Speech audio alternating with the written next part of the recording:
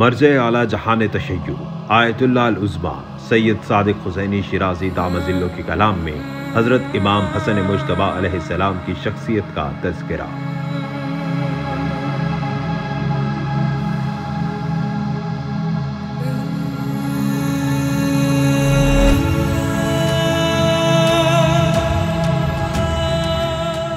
अमीरुल मोमिनीन हज़रत अली इब्न अबी तालिब अलैहिस्सलाम ने अपने दोनों बेटों के लिए एक मतलब बयान फरमाया